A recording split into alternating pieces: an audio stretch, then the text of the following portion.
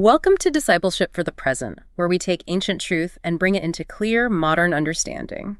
This episode uses AI-generated narration based on human-researched and written material. Glad to be here for this one. We have a lot to cover today. We really do. So I want you to just imagine moving into a new room in this massive ancient castle. You've just escaped the cold, chaotic courtyard outside, and you step through these heavy wooden doors expecting to find a sanctuary.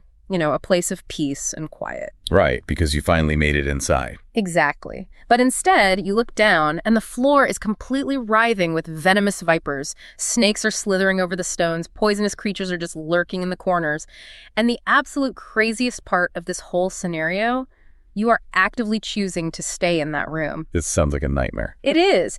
You are trying to set up this nice, quiet space for contemplation while literally, carefully stepping over the reptiles. Yeah, that imagery is incredibly jarring, which is honestly entirely the author's intent here. We're stepping into a really profound exploration of what it actually means to follow Christ. And we're doing this using a deeply challenging chapter from the classic work, The Interior Castle. Exactly. Specifically, we are examining what's called the second mansions. The whole metaphor here is that the human soul is this vast castle, right, with God dwelling in the very innermost central room. So discipleship in this framework is basically the journey inward from the outer world to that divine center. Yes, exactly. It's the interior movement toward God. And the stakes are just incredibly high from the very first paragraph of this text. I mean, we aren't just going to sit here and read the 16th century text and, marvel at its poetic language. Right. That's not the goal of this deep dive. Not at all. Our mission today is to evaluate this specific stage of the spiritual journey against the ultimate uncompromising standard, which is the core instructions of Jesus for discipleship. We have to hold it up to the gospel. Exactly. We are taking the gospel mandates, things like taking up your cross, serving the marginalized, forgiving enemies, and total devotion to the kingdom, and we're holding them like a magnifying glass over this text. And when you do that, you see that the people described in this stage of the castle, they are in a highly precarious position. I mean, they have crossed the threshold. We made it inside. Right. They've left the first mansions, which represent a state of being completely consumed by the external world, totally deaf and blind to spiritual realities. So they have begun to pray. Which is good. That's a huge step. It is. They understand that there's a deeper reality, a divine presence calling them inward. But, and this is the crux of it, they have a massive paralyzing problem. The vipers. Yes, they lack the resolve to completely detach from what the author calls occasions of sin, which, as you said, are represented by those venomous vipers. The text says they are still tolerating these venomous reptiles in their living space. They contrive to escape them for short periods. Maybe they go to church on Sunday, or they have a fleeting moment of deep prayer, but they haven't cleared the room. They're trying to straddle two completely different worlds. And that straddling creates this psychological and spiritual agony that is actually, according to the text, worse than the ignorance they lived in before. Yeah, the author makes a fascinating claim right early on in the chapter. She says these souls in these second mansions suffer significantly more than the souls who are still stuck out in the first mansions, completely ignorant of God. I honestly found myself stuck on that claim for a while. I mean, why on earth would you suffer more when you've actually made progress? It seems counterintuitive, right? Totally. You are physically and spiritually closer to the center of the castle. You are praying. Shouldn't you feel, more peaceful? The natural assumption is definitely that spiritual progress equals immediate emotional peace. But the mechanism of this suffering is tied to awareness. Awareness of the snakes. Exactly. When you are in the outer courtyard, your spiritual faculties are basically dormant. The author describes the soul in that prior state as being deaf and dumb. The best way I can wrap my mind around this is to think about spiritual Novocaine. Oh, I like that. How so? Well, if you go to the dentist to get a massive root canal, they pump your jaw full of Novocaine. While the drill is literally tearing into your tooth, you feel absolutely nothing. You are completely numb. Right. You might even fall asleep in the chair. Yeah. You are in a terrible state. Your tooth is rotting. You are undergoing surgery, but you have zero awareness of the pain. The numbness is protecting you from the reality of your condition. Exactly. But what happens a few hours later when you are sitting on your couch at home? The Novocaine starts to wear off. The nerve endings wake up. and suddenly you are in excruciating, throbbing pain. But you're actually in a better state. Right. You are actually in a much better, healthier, more healed state than you were in the dentist's chair. The rotting tissue is gone, but your conscious experience of the pain is infinitely worse. That's a perfect analogy. Out in the first mansion, the soul is numb. It doesn't really know it's separated from God. But in the second mansion, the Novocaine is totally gone. The nerve endings are raw. The nerve endings of the conscience are completely raw. And the author points out that in this stage, God becomes what she calls a very good neighbor to them. His presence is closer. So they can hear him now. Yes. The soul can now clearly hear what the text calls his sweet voice. But because the soul is still entangled in the vipers, the worldly pastimes and businesses and pleasures and hagglings, it is incapable of immediately doing what that voice asks. And the friction between hearing the call and being paralyzed by your own worldly attachments, that is where the agony lives. That's the pain of the Novocaine wearing off. Right. You hear God calling you to a life of total generosity, but your hands are still like tightly gripping your bank account. You hear God calling you to forgive, but you are still completely addicted to the resentment of that old argument. You are awake enough to know you are failing, but you haven't yet developed the spiritual muscle to succeed. It's exhausting just thinking about it. It is.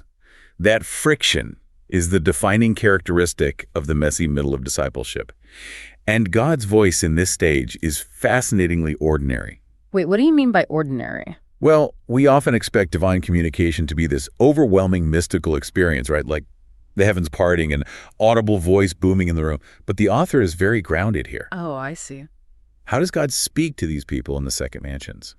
Through the conversations of good people, through a sermon they happen to hear, through the reading of good books. And even through sicknesses and trials. That really caught my attention when I was reading the source material. A physical illness or a sudden career setback functions as a megaphone. It shatters the illusion. Totally. It shatters the illusion that those worldly pastimes and hagglings are actually going to save you. It forces you to realize the floor is covered in snakes. Furthermore, the author emphasizes that God speaks through truths taught during times of prayer, no matter how feeble or distracted those prayers might be. Even the bad prayers. Even the terrible ones. The soul might be sitting there for 20 minutes, spending 19 of those minutes thinking about a grocery list or an annoying email. But in that 1 minute of genuine reaching out, God imparts a truth that pierces the conscience. So God values the attempt, even if the execution is disastrously flawed. Exactly. He sees the effort. So the burden of this entire text, the reason the author is writing this down with such intensity is to build perseverance. The overarching fear is that the soul will feel this new agonizing pain of the Novocaine wearing off, look at the snakes on the floor and say, you know what? This is too hard. I'm going back to the courtyard where I was numb and comfortable. Perseverance is the entire game at this stage. And the author offers a really profound theological reassurance to counteract that urge to quit. She writes that His Majesty is prepared to wait for many days and even years as long as we are persevering and have good desires. Wow. Days and even years. Yeah. God is not tapping His foot, looking at a watch, demanding we clear the room of vipers by next Tuesday. The divine patience is vast, provided the soul doesn't abandon the castle entirely. If you're listening to this and feeling completely stuck in your spiritual life, still battling the exact same temptations or character flaws you were fighting 5 years ago, that sentence is a literal lifeline. God is willing to wait. It's pure grace. It is. But I want to pivot here because feeling comforted by the author's words is one thing, but we have a standard to uphold on this deep dive. Jesus' core instructions. Right. We need to measure this internal psychological battlefield against the actual recorded instructions of Jesus. If we look at Jesus's command regarding self-denial and cross-bearing, He doesn't mince words. He tells His followers to put aside selfish ambition and take up the cross daily. Yes. So how does this text view of the internal life align with that brutal daily cross-bearing? The alignment is startlingly direct, honestly, particularly regarding the emotional life of the disciple. The author explicitly commands the reader to embrace the cross which your spouse bore upon his shoulders. Okay, so she uses the literal language of the cross. She does. But she applies this cross-bearing not just to physical suffering, but to the denial of our spiritual ego. Which is where I think modern readers might get a bit defensive. There is a lengthy section where she severely warns against seeking spiritual favors or emotional consolations early in the journey. Yes, she goes after that hard. She's essentially saying, do not come to God just because you want to feel a warm, fuzzy sensation in your chest. Because the human tendency is to commodify God. We approach prayer the way we approach a vending machine. Oh, that's so true. We put in our time, we put in our 20 minutes of silence, and we expect God to dispense a feeling of overwhelming peace or joy or mystical clarity. And when he doesn't, we complain. We act like we were ripped off. Exactly. The author identifies this as a foundational flaw. She argues that building a spiritual life on the desire for good feelings is like building an edifice upon sand. When the inevitable storms of life hit, a faith built on emotional highs will instantaneously collapse. She uses a brilliant, almost sarcastic analogy in the text. She says, it is a curious thing, with our virtues so young that they have not yet learned how to walk. In fact, they have only just been born, and yet we are not ashamed to be wanting consolations in prayer and to be complaining about periods of aridity. Such a great call out. Basically, your patience, your humility, your self-control, they are literal infants. They can't even hold their heads up yet. And you have the audacity to complain to the creator of the universe that you aren't experiencing spiritual ecstasy during your morning devotional. It forces a confrontation with our actual motives, doesn't it? Okay. Are we seeking the God of consolations or just the consolations of God? Oof. Are we willing to sit in absolute silence, feeling utterly dry, bored, and distracted, what the spiritual tradition calls aridities, and still offer that time to God simply because he is worthy of it? That is true self-denial. It is the crucifixion of the desire to be spiritually entertained. Precisely. That reframes the entire concept of a bad prayer time. I always thought that if I sat down to pray and spent the whole time fighting off distractions, feeling nothing but boredom, that I had failed. Most people feel that way. But through the lens of this text and through Jesus' command to deny oneself, that dry, boring prayer time might actually be infinitely more valuable than a day where I feel incredibly close to God. Because in the dry time, I'm proving I love the Master, not just the treats the Master gives me. The alignment continues when we look at Jesus' command regarding total devotion. Christ states that no one can serve two masters.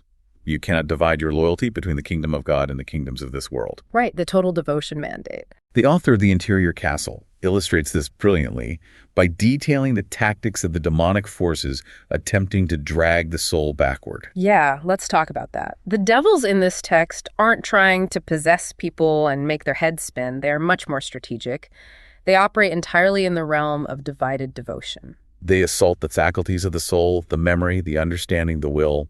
They show the soul the vipers, which represent the things of the world, and they try to convince the soul that these things are permanent and necessary. They weaponize memory. They absolutely weaponize memory. They remind the soul of the esteem of friends, the comfort of relatives, the prestige of a good reputation. They whisper that dedicating oneself entirely to God will lead to ruin or poor health or social alienation. So the temptation is just a compromise. The demonic whisper isn't necessarily renounce God and worship evil. It's much more subtle. What does it sound like? It sounds like, you can love God, but don't go overboard. Keep one foot in the world.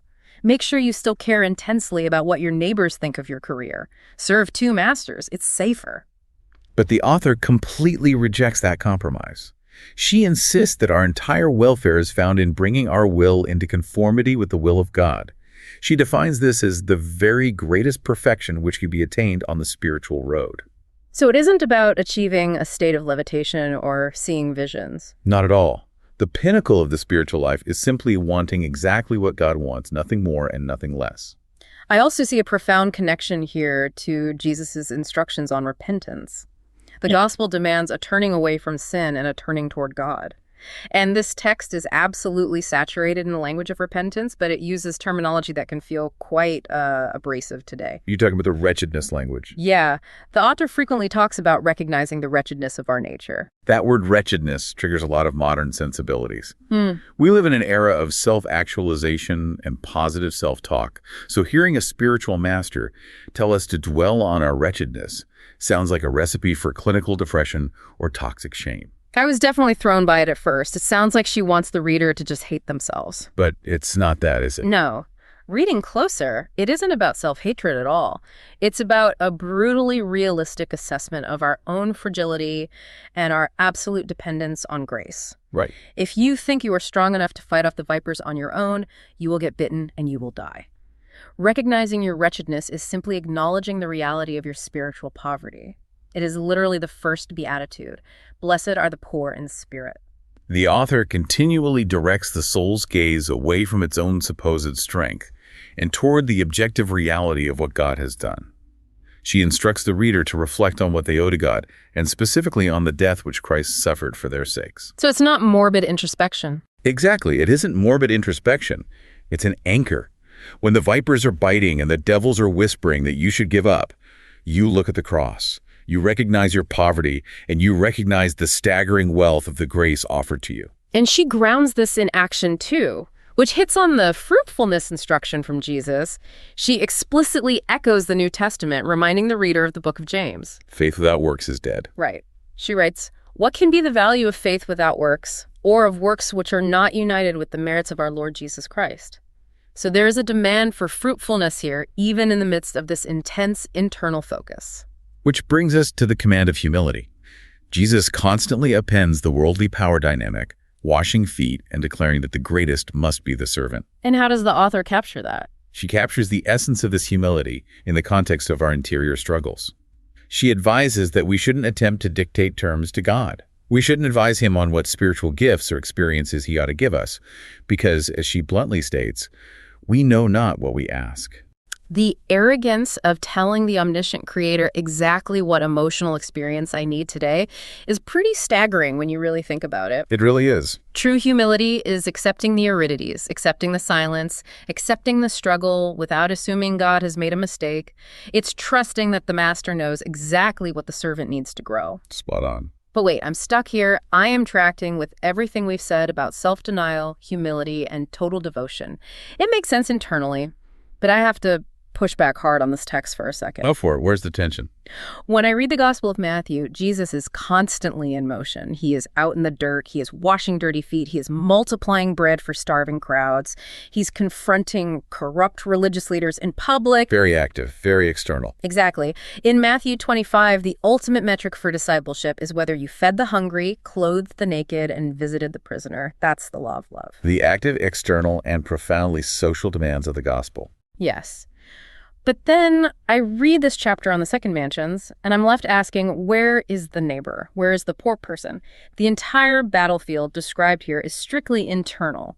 The combatants are the mind, the will, the memory, the understanding. The text literally says the faculties seem to be making war upon us. Right. It's an internal civil war happening in a quiet room.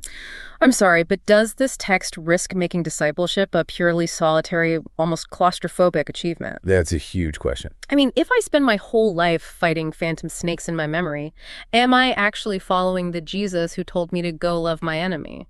That is the crucial tension, and it's a highly valid and necessary critique for a modern reader to bring to a contemplative text. You're identifying the potential danger of an unbalanced mysticism. Because it could become an excuse, right? Absolutely. If a believer isolated this specific chapter, or even this entire book, from the broader narrative of the Gospels, they could easily drift into a purely mystical isolationism. They could convince themselves that they are advanced disciples because they have great focus during silent prayer, even if they are tyrannical to their coworkers or completely indifferent to systemic injustice. It almost feels like the author assumes that if you just fight the internal war hard enough, the external fruit will magically happen on its own. That's the underlying assumption, yes. But it drastically underemphasizes Jesus's constant, relentless push outward toward the marginalized. I mean, if you only read this text, you would think the only enemy that matters is the devil in your mind, whereas Jesus explicitly tells us how to deal with the actual Roman soldier who is physically forcing you to carry his pack. It's true. But we must hold this text in its proper context. The author is writing a specialized guide for a specific stage of interior prayer. She isn't attempting to write a comprehensive manual on all aspects of Christian sociology or charity. That's fair. It's a specific tool for a specific job. Exactly. And her argument, implicitly, is that you cannot truly love the neighbor until you have begun to kill the vipers in your own soul. If your own house is full of the venom of pride, ambition, and greed, your attempts to serve the neighbor will inevitably be corrupted. Because my motives are poisoned. Yes. You will use the poor to make yourself look good. You will use activism to fuel your own ego. Ah, I see that. It's the whole remove the log from your own eye before helping your brother with the speck principle. Precisely. If I haven't done the agonizing internal work of the second mansions, my external works of discipleship might just be a different kind of worldly haggling. I'm trading my good deeds for social esteem. The contemplative tradition argues that the deepest, most sustained acts of world-changing love are born in the quiet, agonizing furnace of interior purification. But the furnace isn't the destination. No, your pushback is vital. The furnace is a means to an end, not the end itself. If the interior journey doesn't eventually result in the foot-washing, enemy-loving, wealth-sharing life of Jesus, it is completely derailed. That makes me wonder about the specific environment this was written in. I mean, why is the author so intensely focused on this internal warfare? What was happening in their daily life that made the inside of the mind sound like a literal battlefield? We need to look at the historical context. Yeah, I know we aren't doing a huge historical dive, but the clues in the text paint a very specific picture. They really do. Based purely on the text itself, the author is addressing an audience of sisters. This strongly points to a monastic or cloistered religious community. So these are women who have deliberately, physically separated themselves from ordinary society. Yes, they have taken vows. They aren't worrying about raising toddlers or paying a mortgage. They have structured their entire existence around pursuing God in silence and prayer. And yet, even in that highly structured, supposedly peaceful environment, the language used to describe their internal state is shockingly violent. It really is. The author talks about the clash of arms and the noise of cannon. They left the chaotic world, closed the heavy wooden doors of the monastery, and found that the war just followed them inside. Because the human mind cannot escape itself. Exactly. The text mentions that these sisters are eager to take on penances. They are trying to leave behind hagglings and worldly pastimes, and the author tells them they need to stop worrying about the esteem of the world. Even in a cloister, human nature desires to be well regarded, to be comfortable, to be safe. The concept of penances is something we really need to unpack. The text treats it as a given that these people are physically denying themselves. Extreme physical denial. There may be extreme fasting or wearing uncomfortable clothing or sleep deprivation, and the devil tempts them by whispering that these penances will ruin their health. Why was this such a massive part of their psychology? In that era, the body was often viewed much more antagonistically than we view it today. It was seen almost as an unruly animal that needed to be forcibly tamed so the spirit could fly free. So they were trying to break the body. Yes, the rigorous fasting and physical disciplines were a way of violently asserting the dominance of the will over the flesh. They believed that by voluntarily sharing in the physical sufferings of Christ, they could break their attachment to worldly comfort. That explains why the devil's counterattack focuses so heavily on health and self-preservation. When you are starving yourself to seek God, the most logical, terrifying thought is, I am going to destroy my body and die. It's the ultimate fear. And the author counters that fear with some incredibly morbid imagery. There is a section where the text instructs the soul to actively remember people who were once prosperous and highly esteemed in the world, and to visualize them now beneath the ground, their bodies seething with worms. It is the classic memento mori, remember your death. It is an extreme psychological tactic designed to break the hypnotic spell of worldly anxiety. It's intense. She is basically saying, you are terrified of losing your health because you are fasting. You are worried your relatives will think you are crazy. Look at the graves. Right. Remember that in a few decades, you and all your relatives will be rotting in the dirt, being eaten by literal worms. So stop hyperventilating about your reputation and focus on the eternal soul. It's fighting fire with fire. The devil uses the fear of death to stop them from praying. The author uses the reality of death to prove that worldly comfort is a temporary illusion. It really highlights how intense the psychological pressure is when you first decide to take discipleship seriously. Because the stakes are eternal. Right. These people have left the comforts of the world, the Novocaine has worn off, but their virtues are still babies. They are stuck in the messy middle, and the terror of that no man's land is universal, even if our modern circumstances look completely different. Which is exactly where we need to take this for the listener. Yes, let's translate this. If you are listening to this while driving to your corporate job or folding laundry or sitting in a coffee shop, you obviously aren't living in a 16th century cloister. You aren't worrying about literal cannons, and you probably aren't debating whether your extreme fasting regimen is going to kill you. So how does this ancient, violent, intensely interior message translate to 21st century Christian discipleship? The translation requires us to identify the modern equivalents of the author's metaphors. Let's start with the vipers. The poisonous creatures on the floor. Right. The author warns against the hagglings and worldly pastimes that bite us and distract us from God's sweet voice. Today, those venomous reptiles aren't necessarily scandalous, headline-grabbing crimes. They are far more subtle, and therefore, I think, far more dangerous. What do you see as the modern vipers? The vipers in our modern rooms are digital. They are the endless, unrelenting noise of the attention economy. Every time you try to sit in silence to practice the presence of God or just examine your own conscience, and your phone buzzes with a notification that is a viper biting you. It injects a tiny microdose of dopamine that paralyzes your spiritual will. Exactly. And it isn't just the technology itself, it's what the technology represents.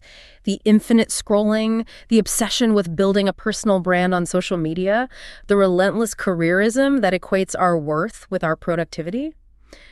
These are the modern hagglings. We are constantly haggling for our own value in the marketplace of public opinion. That is the exact same temptation the 16th century sisters faced when the devil reminded them of the esteem of the world. We just measure that esteem in likes, followers, and salary brackets instead of royal court gossip. It's the same exact poison, just in a different bottle. And our distraction economy is literally engineered by neuroscientists to ensure we never sit in silence long enough to hear God's voice. We're terrified of the silence because if it gets quiet enough, we might actually hear how wretched and broken we are, and we'd actually have to deal with it. Which leads directly to the translation of the war in our own house. Oh, yes. Unpack that. The author asks, can any evil be greater than the evil which we find in our own house? She is referring to how our own memory and understanding betray us. Today, the fragmentation of our attention spans makes this war incredibly fierce. We don't even need a devil to distract us. Exactly. We don't even need a demonic entity to distract us during prayer. Our own overworked, overstimulated brains do it automatically. We are so conditioned to multitask and consume content at 1.5x speed that the simple act of singular silent devotion feels like a painful, agonizing detox. So the war in our own house is just the inability to focus on one thing. It's the anxiety that tells us if we aren't producing or consuming, we are wasting time. Yes. And this brings us back to the craving for spiritual favors we discussed earlier. I think this might be the most profound challenge this text offers the modern Western church. We have built an entire religious subculture around manufacturing the runner's high of faith. It is a totally consumerist approach to discipleship. We often design our worship services specifically to engineer emotional peaks. With the lights and the smoke. Right. We utilize specific lighting, musical chord progressions, and rhetorical techniques to ensure that the congregation literally feels something profound. And if someone goes to church and doesn't get goosebumps during the worship set, or if they pray for a week and don't feel a deep sense of peace, the immediate assumption is that something is terribly wrong. Either God has abandoned them, or they have a secret sin, or the church's music team just isn't anointed enough. We complain about the aridities. We act like those infant virtues the author mocked, demanding dessert before we can even digest milk. It's entitlement. It is. Translating this text for today means recognizing the periods of profound spiritual dryness, boredom, and emotional emptiness are not necessarily signs of failure. Often, they are the exact cross Jesus is asking you to bear. That's a hard truth. They are the training ground where faith transitions from a feeling into a resilient act of the will. So, if I'm a listener and I'm resonating with this, I recognize the digital vipers, I recognize my own addiction to spiritual favors, and I feel the agony of the Novocaine wearing off. What do I do? Discipleship isn't just theory. It requires fruitfulness and action. How do we practically apply the survival tactics of the second mansions? The text offers incredibly clear, actionable directives here. The first practice is regarding the type of community you seek. The author states it is a very great thing to associate with others who are walking in the right way. Okay, find good friends. But she is highly specific. She says to associate not only with those in the room where you are currently standing, but with those who have entered the rooms nearer the center. Oh, that is a brilliant nuance. If you are stuck in the second mansions, constantly getting bitten by the vipers of distraction and ambition, it is very easy to just surround yourself with other Christians who are struggling with the exact same things. You just commiserate. Right. You form a small group where everyone talks about how hard it is to pray and how addicted they are to their phones. It feels validating, but it doesn't actually move you inward. Misery loves company, even in the spiritual life. But commiserating doesn't build resolve. The practical application here is to actively seek out mentors. You need people further along. Yes, you must identify believers who possess a deeper, quieter peace. People who aren't easily shaken by political outrage cycles, who don't care about their personal brand, who have clearly navigated the aridities and come out the other side. And you just stick to them. You get into such close proximity to them that, as the text beautifully puts it, they will take him with them. You learn by osmosis. My second takeaway for practical application is a reflection on failure, because this journey inward is not a straight line. You're going to step on a snake. You're going to give in to the distraction. You're going to lose your temper. You're going to prioritize your ego over the kingdom. It's inevitable. It is. And when that happens, the temptation is despair. You think, I am a hypocrite. I should just go back to the first mansions. But the author uses a striking analogy to combat that despair. She describes a man who sells an antidote to poison. To prove the efficacy of his cure, this man will intentionally drink literal poison, relying entirely on the antidote to save his life. That's a wild analogy. It is, but she applies this to our spiritual falls, saying that even out of your fall, God will bring good. It completely upends our view of moral failure. God does not cause us to sin, obviously, but when we inevitably fall due to our weakness, God uses the venom of that failure to kill our pride. It keeps us humble. Exactly. If you were perfectly successful in your spiritual disciplines from day one, you'd become an insufferable Pharisee. You would think you saved yourself. The fall, the bite of the viper, forces you to realize your wretchedness and drink desperately from the antidote of Christ's mercy. So the listener's reflection today should be exactly that. Look at your recent spiritual failures. Instead of drowning in shame, ask how God might be using the pain of that failure to humble you, to break your self-reliance, and to teach you that you cannot survive in this castle without total dependence on His grace. And that leads to a very pointed question for the listener to carry with them today. We've talked about the reptiles. What specific venomous reptile are you currently tolerating in your space? You have to name it. Yes. Is it a particular relationship that drags you away from God? Is it a nightly habit of doom scrolling that leaves you anxious and hollow? Is it a deep-seated financial ambition that dictates all your life choices? You know it's there. You've been carefully stepping around it. Why are you still tolerating it? Do you lack the firm resolve to kill it, or at least to flee from it? Identifying the specific viper is the necessary first step to clearing the room. Before we wrap up this deep dive, we have to exercise some theological caution. We are reading a text from a very different era, and part of our mission is to read with discernment. We want to extract the timeless meat and discard any cultural bones. Where do modern listeners need to be careful with this text? The first area requiring serious discernment is the text's attitude toward extreme asceticism. As we discussed, the casual references to severe penances reflect a medieval mindset regarding the physical body. Right. While Jesus clearly commands self-denial, modern disciples must be extremely careful not to conflate healthy spiritual discipline with physical self-harm or an unbiblical hatred of the body. God created the physical world and called it good. The incarnation, Jesus taking on human flesh, validates the physical body. If we read this text and conclude that we need to hate our bodies, deprive ourselves of sleep, and reject all physical joy in order to please God, we have strayed from the gospel into a sort of Gnostic dualism. Fasting is a biblical tool to train the will, but starving yourself out of self-loathing is a psychological disorder, not a spiritual triumph. The second area for careful discernment is how the author processes resistance and distraction, heavily attributing it to the demonic.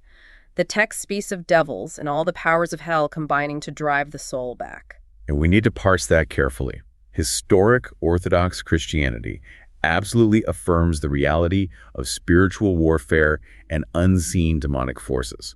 However, modern listeners must not over-spiritualize every single difficulty. I think we've all met people who blame a demon every time they misplace their car keys or get a headache. Exactly. If you sit down to pray and your mind is racing and you feel a crushing sense of anxiety, it might be a spiritual attack.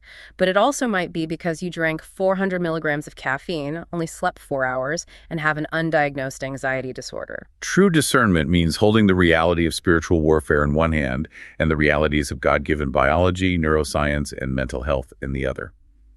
We shouldn't credit the powers of hell for what a good night's sleep, therapy, and setting a screen time limit on our phones could fix. We must treat the whole human person.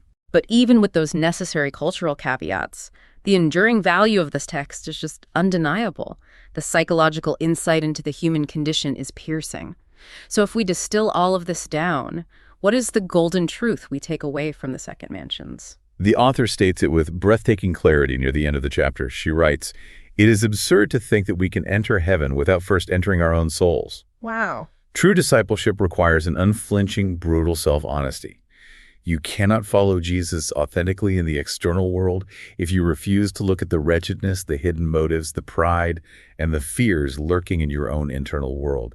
Entering your own soul is terrifying, but it is the absolute prerequisite for transformation. Without first entering our own souls, that is going to echo in my mind for a long time. It strips away all the performative aspects of religion. It leaves you with just the reality of where you are. As we close, I want to leave you, the listener, with a final thought to mull over. It builds on everything we've unpacked today, but it flips the perspective from defense to offense. The author warns that to fall a second time is worse than to fall once. The stakes get higher. Right.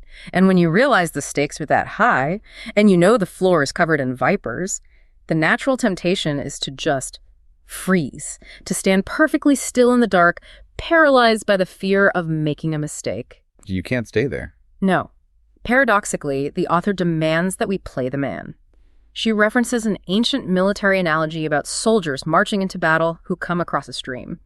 She says, don't be like the soldiers who threw themselves down on their knees, completely dropping their guard to drink comfortably. Be alert. Be like the soldiers who stayed on their feet, fully alert, scooping water with one hand while gripping their weapons tightly in the other. Knowing you are weak, knowing you will likely stumble, the only way forward is the posture of that alert soldier. You don't retreat. You don't retreat, and you don't pretend the danger isn't real. You hold the weapon of the cross, you stay wide awake to the vipers of distraction and ambition, and you take the next step. You trust that the deeper you go into the dark, messy, painful rooms of this castle, the closer you get to the center. And you trust that the host waiting in that center room is entirely worth the fight. That's the heart of this section. This is discipleship for the present, where understanding leads to clarity, and clarity shapes how we see and live. We'll see you in the next episode.